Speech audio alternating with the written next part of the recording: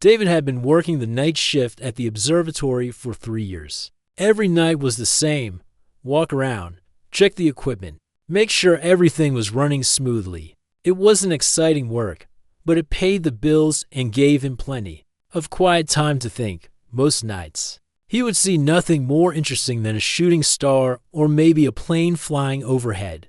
That Tuesday night in October started like any other. David grabbed his flashlight and coffee thermos, then began his usual rounds. The big radio telescopes were humming softly, listening to signals from deep space like they always did. He had walked the same path hundreds of times before, but around midnight, something changed.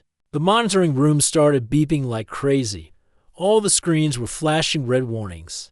David had never seen anything like it. The electromagnetic readings were going wild, showing numbers that shouldn't be possible. It was like every piece of equipment was screaming that something massive was happening nearby. David tried calling his supervisor, but the phone lines were dead. Even his cell phone wasn't working. Whatever was causing this interference was powerful enough to knock out all communication in the area. He felt completely alone. Standing in a room full of blinking lights and warning sounds, the readings seemed to be coming from the forest about half a mile away. David knew he should probably stay at his post and wait for help, but curiosity got the better of him. He grabbed his strongest flashlight and headed into the woods. The night was unusually quiet. No crickets, no birds, nothing.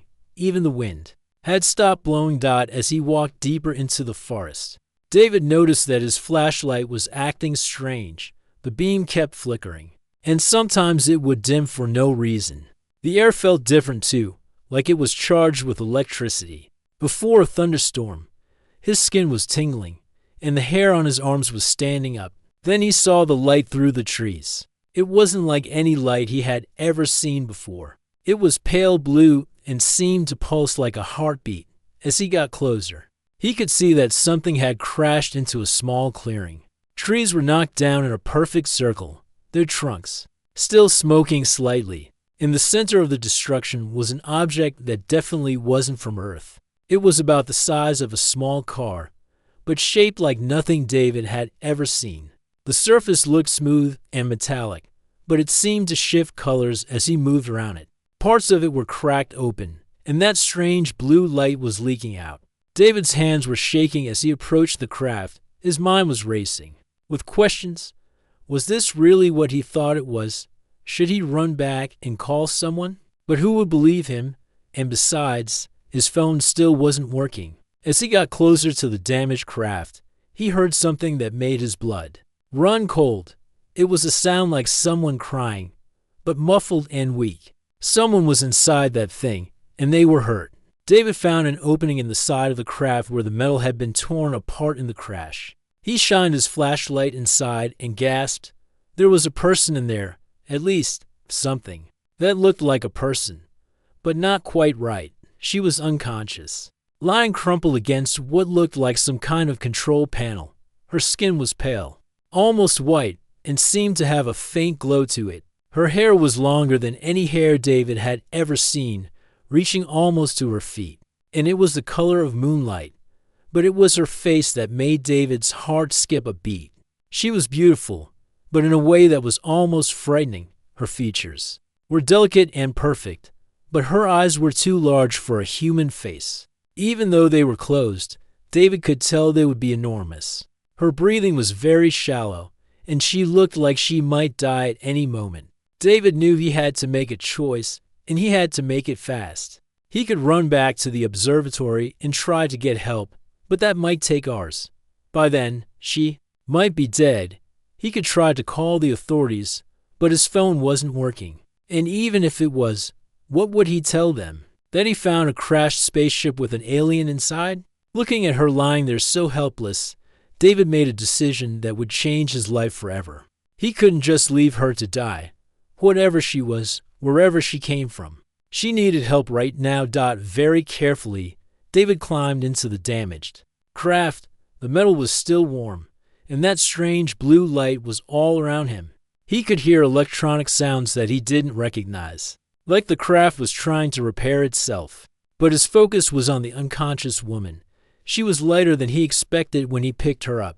Her body temperature felt lower than a human's would be, but she was definitely alive. As he carried her out of the craft, her head rolled against his shoulder, and he could feel her breathing on his neck. The walk back to his truck felt like it took forever.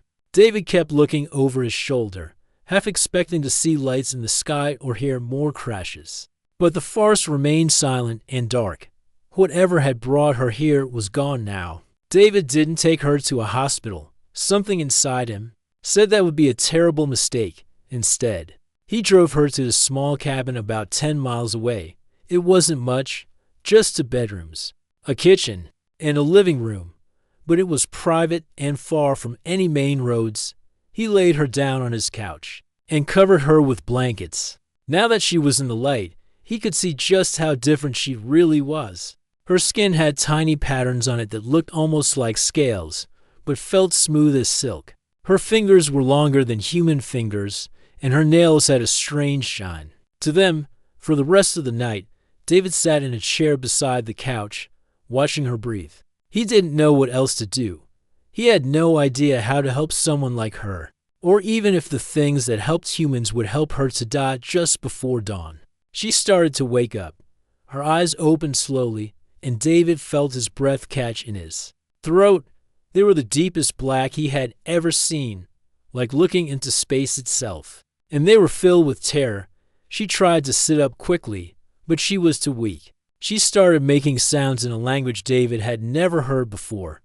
It was musical but urgent, like she was asking questions or maybe begging for something. David held up his hands to show he meant no harm. "It's okay," he said softly. "You're safe. I found you in the woods. You were hurt." She stared at him with those incredible eyes, and David had the strangest feeling that she was looking right into his thoughts. Then she spoke, and even though the words weren't English, somehow David understood the desperate fear in her voice. "Don't leave me alone in the dark," she whispered. And those were the first words she spoke that he could understand. David thought taking care of Zara would be simple. Give her food, let her rest, and wait for her to get better. But nothing about this situation was simple. Within the first week, David discovered something that changed everything he thought. He knew about sleep, about connection, and about what it meant to need someone. It started on the 3rd night. David had been sleeping on his old couch, giving Zara his bed because it seemed like the right thing to do. She was still weak from the crash, and he wanted her to be comfortable. But when he woke up that morning, something was terribly wrong. Zara wasn't moving.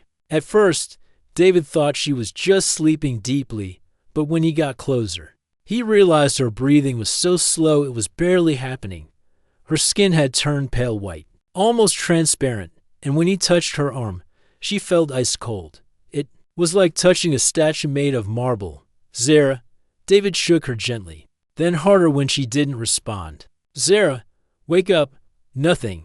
Her pulse was so weak David could barely find it. Panic shot through him as he wondered if she was dying. Maybe human food was poisonous to her people. Maybe Earth's air was slowly killing her.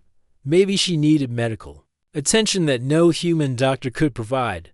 Without thinking, David climbed into the bed next to her and pulled her close, trying to warm her with his own body heat. The moment their skin touched, something incredible happened.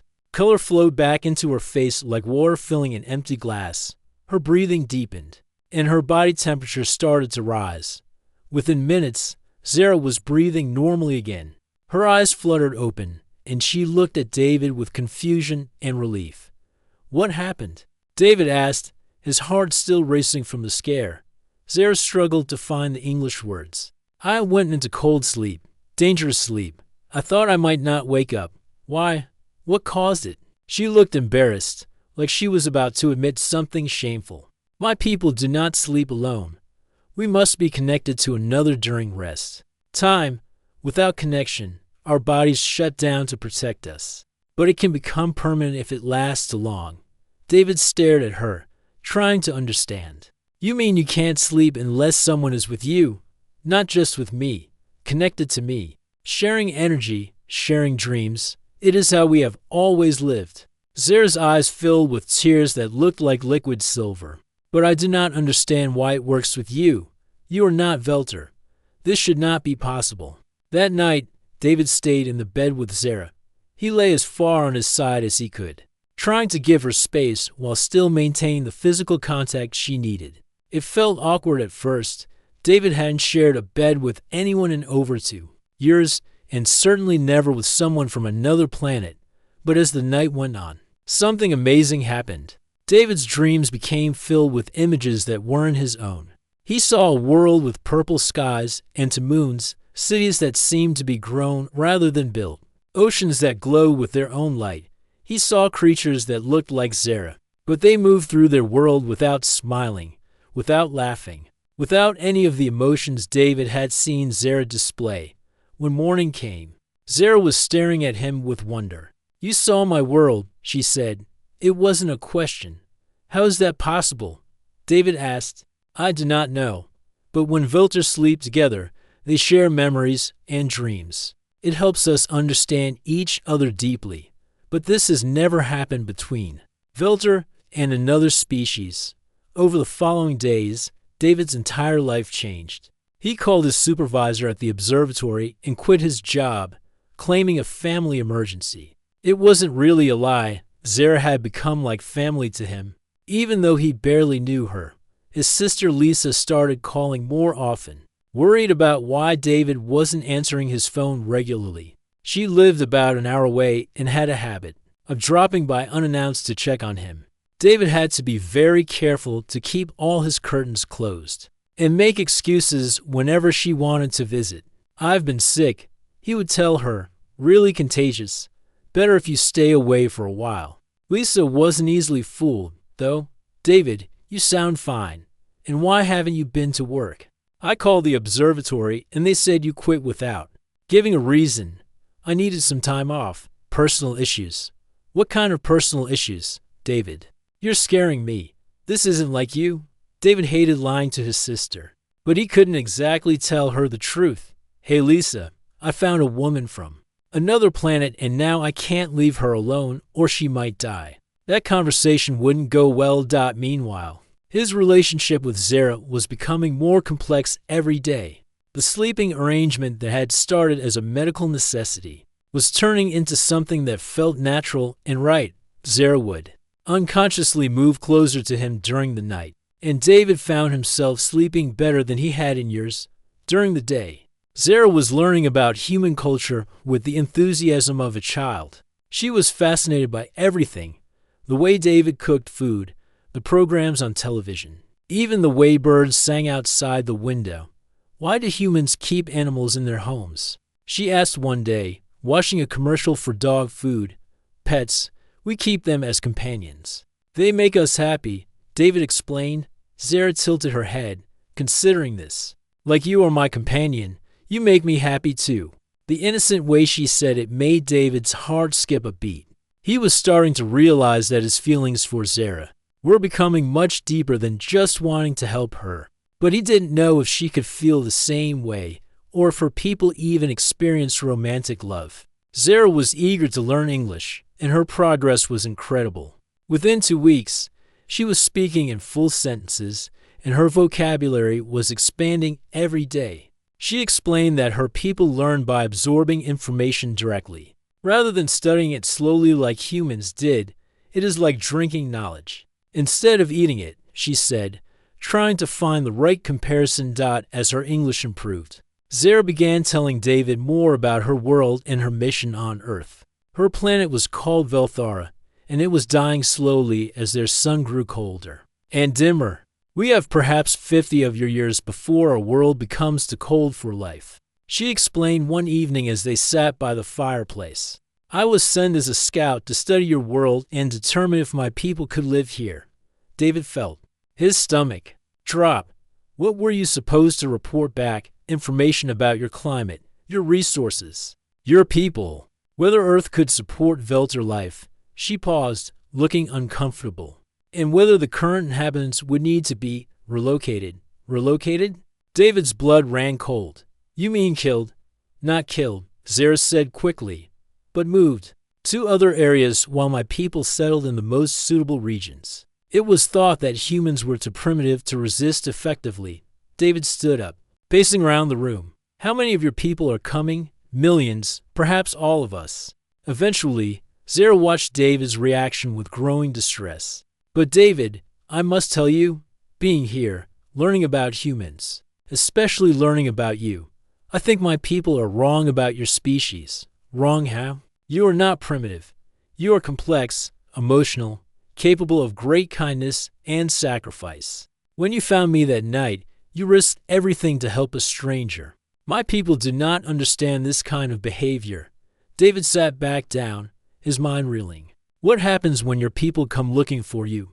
They will send another scout ship when I do not report back, but that will not happen for many months, perhaps a year. Zara reached for his hand. David, I do not want to help my people invade your world anymore, but I do not know what I can do to stop it. That night, as they lay in bed together, David stared at the ceiling and wondered what he had gotten himself into. He was harboring an alien scout whose people were planning to take over Earth. By any reasonable standard, he should turn her over to the government immediately. But when he looked at Zara sleeping peacefully beside him, her face relaxed and trusting, he knew he could never betray her. Whatever was happening between them, it was real and it was important. Maybe, somehow, it could even be the key to preventing a war between their peoples.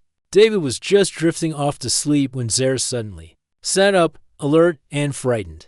David, she whispered urgently. Do you hear that? David listened carefully. In the distance, he could hear the faint sound of helicopters. His blood turned to ice as he realized what this meant. They are looking for something, Zara said, her voice filled with fear. Your government people. They know something crashed in the forest. The helicopters were getting closer, and David knew their peaceful time was coming to an end. The helicopters came back every night for a week. During the day, David would see black cars driving slowly down the rural roads around his cabin.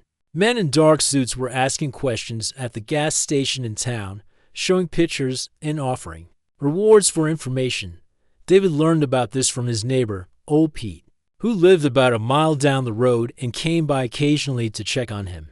Strange folks been asking about you, David, Pete said, standing on the porch with his hat in his hands. Government types, by the look of them. Wanted to know if I'd seen anything unusual around your place, any lights in the sky, any strange sounds. David tried to keep his voice casual. What did you tell them? Told them I mind my own business and suggested they do the same. Pete squinted at David. But son, if you're in some kind of trouble, you can tell Old Pete. I've seen enough in my 70 years to know when to keep my mouth shut. Thanks, Pete. I appreciate that. But everything's fine here. Pete didn't look convinced, but he nodded and left. That night, David told Zara about the conversation. We cannot stay here much longer, she said, fear clear in her voice. If your government finds me, what would they do? Study me. Take me apart to understand how I work. Use me to learn about my people's technology. Zara shuddered. I would disappear forever, and no one would ever know what happened to me. David made the decision that night. They had to run. He called his old college friend Tom, who lived in the mountains about 200 miles away. Tom was what people politely called a free spirit, and what the government probably called a person of interest. He lived completely off the grid, didn't trust authority, and was the kind of friend who would help you hide a body without asking too many questions. Tom. It's David. I need a favor. A big one. David. Haven't heard from you in months. What's going on? I can't explain over the phone, but I need a place to lay low for a while. Government trouble. There was a pause. How much government trouble we talking about? The kind where they have helicopters. Tom whistled low. That's serious trouble, brother. But you know you're always welcome here. When can you come? Tonight, if that's okay. I'll have the coffee ready. David and Zara packed everything they could fit in David's old truck and left at midnight. Zara was nervous about traveling. She had never been more than a few miles from the crash site, and she was worried about what would happen if she got too far from where their connection had first formed. What if our bond breaks? She asked. As they drove through the dark mountain roads. It won't, David said, trying to sound more confident than he felt. It's gotten stronger every day, not weaker. To prove his point, he reached over and took her hand. Immediately, he felt that familiar warmth, and he could sense Zara's relief through their connection. Tom's cabin was perfect for hiding. It was surrounded by thick forest, accessible only by a dirt road that was barely visible from the main highway. Tom himself was exactly as David remembered, a tall, thin man with wild gray hair and suspicious eyes. So, Tom said after David had introduced Zara as his girlfriend, "What kind of government trouble brings a man to my door in the middle of the night?" David had prepared a story. I stumbled onto something I wasn't supposed to see at the observatory. Some kind of classified project. Now they want to make sure I stay quiet. Tom nodded, apparently satisfied with this explanation. Governments always got its fingers in things it shouldn't. You folks are welcome to stay as long as you need. But David could see Tom stealing glances at Zara throughout the conversation. Her unusual appearance was hard to ignore, even though she kept her hood up most of the time. For 3 weeks, they lived peacefully in Tom's cabin. David and Zara settled into a routine of reading books from Tom's extensive library, taking walks in the forest, and talking about the differences between their worlds. At night, they would share dreams that became more vivid and detailed every day. Zara was changing in ways that amazed David. She was becoming more expressive, more emotional. She would laugh at funny stories or get teary-eyed when David told her about sad things from his past. According to her, this was completely unprecedented for her people. Velter do not experience emotions like this. She explained one evening, "We feel contentment or discontentment, satisfaction or dissatisfaction. But these big feelings, joy, sadness, excitement, fear, these are new to me. Do you like feeling them?" David asked. Zara considered this carefully. "They are sometimes uncomfortable. Fear is terrible. Sadness makes my chest hurt. But joy," she smiled. "Joy is like sunshine inside my body. I think I understand now why humans value emotions, even the painful ones." But their peace couldn't last forever. One afternoon, Tom came running back to the cabin from his weekly trip to town, looking more rattled than David had ever seen him. "We got problems," Tom announced. "Big problems. There are federal agents all over town, asking about you specifically. They got your picture, David. They're offering a $10,000 reward for information about your whereabouts." David felt his heart sink. "What are they saying I did? Theft of government property. They're telling people you stole something valuable from a classified project." Tom looked back and forth between David and Zara. "Now I'm thinking this girl here might be that property they're talking about." David started to deny it, but Tom held up his hand. "Don't bother lying to me, son. I've got eyes. That girl is not from around here. Not from around anywhere on Earth, I guess." Tom's expression was serious, but not unfriendly. "Question is, what are we going to do about it?" Tom directed them to another safe house, an old hunting lodge. That belonged to his cousin, even deeper in the mountains. It was smaller than Tom's place. Just one room with a fireplace and a single bed. But it was well stocked with supplies and completely isolated. "You should be safe there for a while," Tom said as he gave them directions. "But David, you can't keep running forever. Eventually, you're going to have to face whatever this is." The hunting lodge became their home for the next month. It was cramped and primitive, but David found himself happier than he had ever been. He and Zara were completely alone together, away from all the complications of the outside world. During this time, their relationship deepened in ways David hadn't expected. The emotional connection they shared during sleep began to extend into their waking hours. David could sense Zara's moods, and she could often tell what he was thinking, without him saying a word. "Is this what love feels like?" Zara asked one evening as they sat by the fire. David's heart nearly stopped.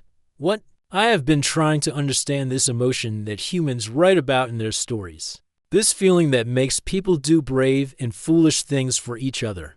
I think I might be experiencing it." David looked into her dark eyes and saw his own feelings reflected there. "Yeah," he said softly. "I think that's exactly what this is." That night, their connection during sleep was deeper than it had ever been. David dreamed that he was walking through the crystal cities of Velthara, while Zara dreamed of human children playing in green fields under blue skies. But their happiness was shattered the next evening when the sound of vehicles approaching broke the forest silence. David quickly extinguished their fire, and they hid in the darkest corner of the lodge, holding each other tightly. Through the window, David could see flashlights moving through the trees. There were at least 6 people, and they were searching systematically. One of them was speaking into a radio, reporting their position. "We found signs of recent habitation," the voice said. "Moving to investigate the structure now, David." And Zara pressed themselves against the back wall, barely breathing. David could feel Zara trembling with fear, and he wrapped his arms around her protectively, wishing he could do more to keep her safe. The searchers were almost at the door when something incredible happened. A bright light suddenly appeared in the sky above them, the same pale blue light David remembered from Zara's crashed ship, but much larger and brighter. The government agents started shouting and pointing at the sky. Their radios erupted with static and frantic voices. Whatever was up there was interfering with all their equipment, just like Zara's ship had done at the observatory. "My people," Zara whispered, and David couldn't tell if her voice held hope or terror. "They have found me." The light in the sky grew brighter, and David could make out the shape of a massive craft hovering silently above the forest. It was beautiful and terrifying at the same time. In the confusion, as the government agents scrambled to call for backup and get their equipment working, David and Zara managed to slip out the back of the lodge and escape into the forest. But as they ran through the darkness, David realized that their problems had just gotten much worse. Now they weren't just running from one group that wanted to capture Zara. They were caught between 2 forces, both of which had the power to destroy everything David cared about, and somewhere above them in the night sky, Zara's people were deciding what to do about the human who had bonded with one of their own. The abandoned warehouse smelled like rust, old motor oil, and years of neglect. David and Zara had been hiding there for 4 days, living on energy bars and bottled water they had grabbed from a gas station.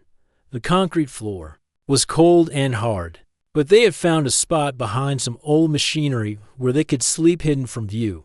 David was exhausted in a way he had never experienced before. The constant running, the fear, the stress of being hunted by 2 different groups, it was all taking its toll. But it was affecting Zara even worse. The stress was making her sleep dependency stronger and more demanding. Now she couldn't rest at all unless David was holding her hand. Even a few inches of separation would send her into that terrifying cold sleep. "I'm sorry," Zara whispered as they huddled together behind a rusted conveyor belt. "This is all my fault. Your life was peaceful before you found me." David squeezed her hand tighter. "Don't say that. My life wasn't peaceful. It was empty. There's a difference. But now you're in danger because of me. Both our peoples want to take me away from you." David had been thinking about that a lot over the past few days. Maybe that's exactly why we need to stay together. Maybe we're the only hope either side has for understanding each other. Before Zara could respond, they heard voices outside the warehouse, multiple people, trying to move quietly but not quite succeeding.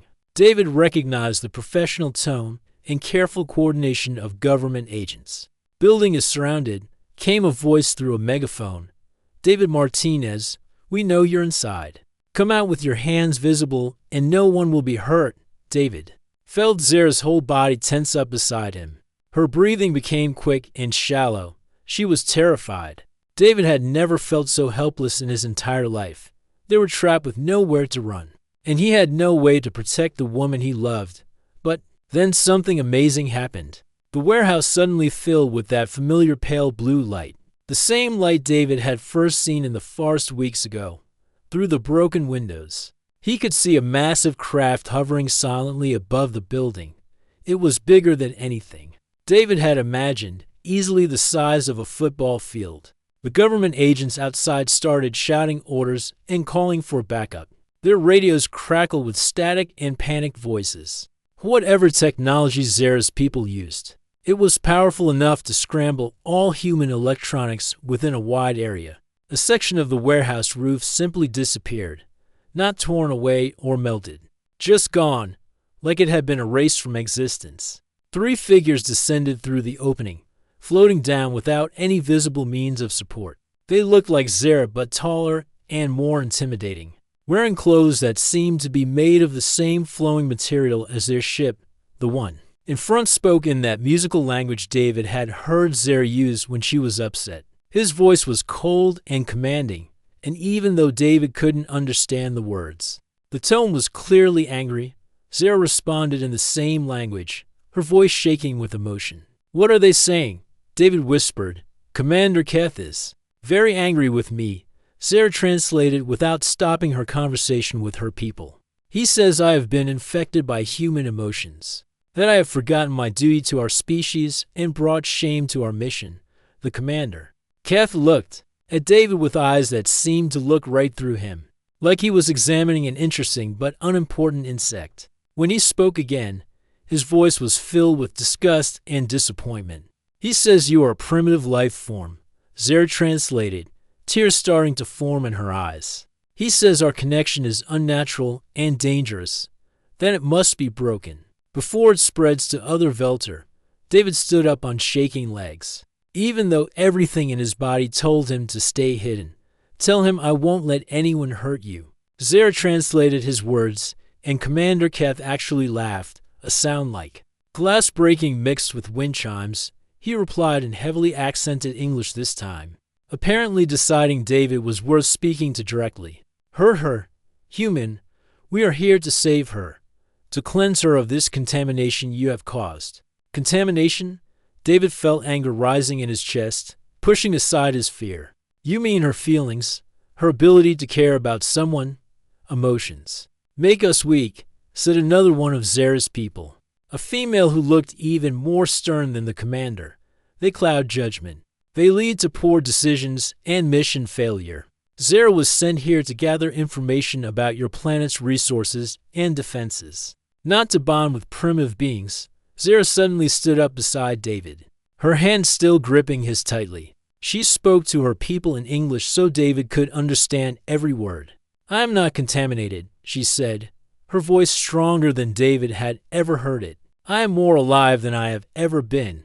David has shown me what it means to truly live, not just exist, what it means to care about something more than duty and survival." Commander Keth's expression grew even colder, if that was possible. "Then you have chosen your path. Return with us now and undergo cleansing procedures, or be cast out forever from Velter society. You cannot serve both your people and this emotional attachment." "Wait," David said, an idea forming desperately in his mind. "What if there was a third option? What if Zara could help both our peoples?" The aliens looked at him like he had just suggested they could fly by flapping their arms. But David pressed on, knowing this might be his only chance to save both Zara and possibly millions of lives. "You said your world is dying. You need a new home. But Earth is already occupied by billions of people. If you just take it by force, millions will die on both sides. Your species is primitive." Commander Keth said dismissively, "You would be easily conquered with minimal casualties to our forces." "Maybe you could conquer us," David admitted, "but even primitive animals fight back when they're cornered. And humans are really good at fighting. We've been doing it for thousands of years. Even if you won, it would cost you." He could see some uncertainty creeping into the alien's expressions now. David continued, speaking faster as his idea developed. "But what if you didn't have to fight at all? What if there was a way for both our peoples to share Earth peacefully? Zara could be a bridge between us. She understands both sides now." Zara looked at David with amazement and something that might have been pride. "You would do that? Risk your entire world's future on me? I trust you," David said simply. "And I think you might be the only hope either of our peoples have for survival." But before Commander Keth could respond, the warehouse was suddenly filled with new voices, human voices, shouting orders and coordinating positions. The government agents had found a way inside despite the alien ship's interference, and they were surrounding the building, federal agents, everyone on the ground. Now, Commander Keth raised his hand, and David could see some kind of weapon forming. In his palm, a ball of crackling energy that made the air itself buzz and hum with power. The other aliens were doing the same thing, preparing to defend themselves. No. Zara stepped between the aliens and the approaching government agents. No violence, please. There has to be another way. David found himself in the impossible position of being caught between two groups that both wanted to take Zara away from him. The government agents wanted to study her, to use her as a source of advanced technology or maybe as a weapon against her own people. Her own people wanted to erase everything that made her special, everything that made her capable of love and growth. Agent Rodriguez, the woman leading the government team, stepped forward with her hands raised peacefully. Mr. Martinez, we're not here to hurt anyone. We just want to talk. Talk. David almost laughed. You've been hunting us for weeks like criminals, because we thought you had stolen classified government property. Agent Rodriguez replied calmly. We didn't understand what we were really dealing with until very recently. She looked directly at Zara, and David was surprised to see something like respect in her eyes. We know what you are now, and we know that this situation is bigger than any of us imagined. Commander Keth's energy weapon was growing brighter and more dangerous looking. Humans cannot be trusted. They are violent, destructive, selfish creatures who will use any advantage to harm others. Some of us are, Agent Rodriguez admitted without hesitation. But some of us are also capable of growth, of change, of working together for something bigger than ourselves. She gestured toward David and Zara, who were still holding hands despite everything happening around them. Look at them. A human and one of your people working together, caring for each other despite every difference between them. If they can bridge the gap between our species, maybe the rest of us can too. David felt a spark of hope for the first time since this whole confrontation had started. Maybe, just maybe, there was a way out of this that didn't end in tragedy for everyone involved. But Commander Keth wasn't convinced. Emotion makes you weak, he repeated like it was a religious belief. And weakness will destroy us all. The energy weapon in his hand grew even brighter, and David realized that the next few seconds would determine the fate of both worlds. Everything came down to this moment, this choice, this chance for understanding between two peoples who couldn't be more different. 8 months later, David woke up in a bed that was more comfortable than any he had ever slept in. The room had large windows that looked out over snow-covered mountains, and the morning sun was painting the peaks in shades of gold and pink. That reminded him of the sunrises on Zara's home world, sunrises he had seen through their shared dreams. Zara was still asleep beside him, her unusual features peaceful and relaxed. Even after all this time, David sometimes couldn't believe this was his life now. He reached over and gently touched her hand, feeling that familiar warmth flow between them, a warmth that told him their connection was as strong as ever. They lived now in a special facility in the mountains of Colorado, built specifically for the most important diplomatic mission in human history. It wasn't a prison, though it had taken David weeks to truly believe that. They were free to come and go as they pleased, free to make their own choices about their lives. But they both understood how important their work was, so they rarely left the facility. The place was home to the first official contact team between humans and the Velder. It had taken months of careful, delicate negotiation to reach this point. Commander Keth and his people had eventually agreed to a temporary ceasefire, largely because Zara had managed to convince them that David's idea might actually work. Agent Rodriguez had become their main contact with the human government, and she had turned out to be much more reasonable and caring than David had expected. During that terrifying confrontation in the warehouse, she genuinely wanted to find a peaceful solution that would benefit both species, not just because it was her job, but because she had come to care about David and Zara as individuals. "Good morning," Zara said softly, her dark eyes opening to look at David with the same wonder they had held since that first night in his cabin. I was dreaming about the cherry trees again. David smiled. The facility had a beautiful garden with cherry trees that bloomed spectacularly every spring. Zara had never seen anything like them on her world, and they had become her favorite discovery about Earth. Good dreams or bad dreams? David asked, though he could already sense the answer through their connection. The most wonderful dreams. I was showing the cherry blossoms to children from both our worlds, and they were playing together under the trees, laughing and sharing stories. Zara's eyes lit up with joy. Human children and Velter children, being friends. David's heart warmed at the image. That was the future they were working toward every day, a world where the children of both species could grow up together, where the differences between their peoples would be something to celebrate rather than fear. Their relationship had evolved dramatically over the months. The sleep dependency was still there, but it had transformed into something deeper and more beautiful than either of them had imagined possible. They didn't just share sleep anymore.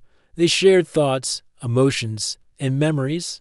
David could access some of Zara's experiences of her dying world, while she could feel his childhood memories of growing up in small-town America. Scientists from both species studied their connection with fascination and amazement. They had learned that David possessed an incredibly rare brain structure that made him compatible with Velter neural patterns in ways that maybe one human in 10 million could achieve. But David didn't care about the science or the statistics. All he cared about was that their bond was real, and it was helping both their peoples understand each other. The work wasn't easy, though. There were still people on both sides who wanted to fight rather than cooperate. Some humans believed the aliens should be destroyed or driven away before they could threaten Earth. Some Velters still thought humans were too primitive and emotional to be trusted with advanced technology or shared living space. But slowly, carefully, progress was being made. Small groups of Velter were being allowed to visit Earth under strict supervision, living in controlled environments while they learned about human culture. In return, human scientists were being given access to Velter technology that could help solve problems like climate change, disease, and energy production. David had learned that Zara's people were called the Velter, which meant something like those who wander among stars in their ancient language. Their world, Velthara, really was dying just as Zara had told him. They had maybe 40 years left before their sun went completely cold, and their planet became uninhabitable. The current plan was ambitious, but hopeful. Find a way for both species to share Earth permanently.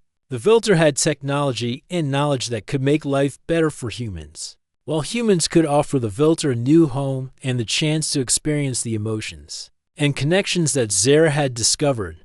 "Are you ready for today's meeting?" Zara asked, sitting up and stretching in a way that was both alien and completely familiar to David. David groaned playfully. "Do I have a choice? What's on the agenda this time?" "The delegation from Japan wants to discuss the cultural exchange program, and Commander Keth will be joining us virtually to talk about the new Velter volunteers." Today they were meeting with representatives from several countries who were still hesitant about the whole arrangement. Some nations were more open to the idea of sharing Earth than others.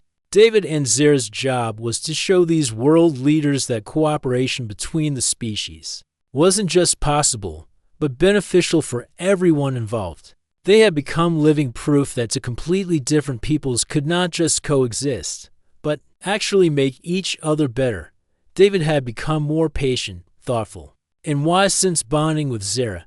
She had become more emotionally aware, creative, and empathetic since connecting with him.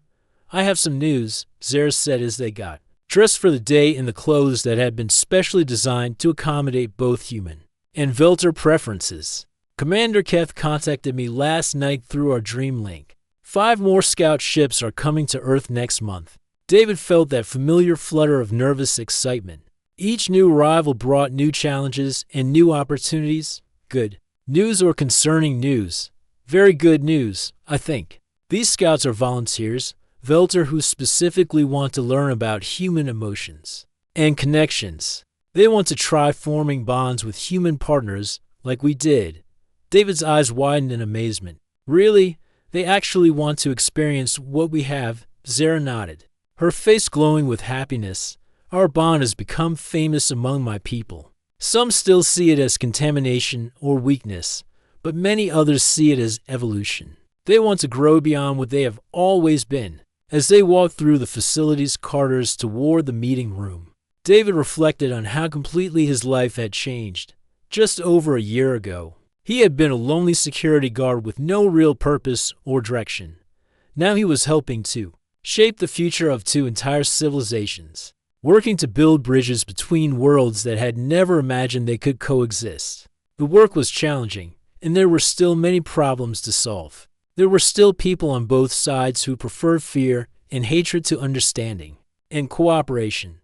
But every night, when David and Zara lay down together and shared their dreams of a better future, he knew they were building something truly beautiful. In the meeting room, human diplomats and Volta representatives sat around a large circular table, working together on the details of agreements that would have seemed impossible just months earlier. David and Zara took their seats at the head of the table, their hands intertwined as always. Ladies and gentlemen, Agent Rodriguez began with a smile. Let's continue our work on building the future. David squeezed Zara's hand and felt her squeeze back, their connection pulsing with love, hope, and determination. Whatever challenges lay ahead, they would face them together. They had found their home not in any place or planet, but in each other, and that home was big enough to shelter to worlds, to peoples, and endless possibilities for the future.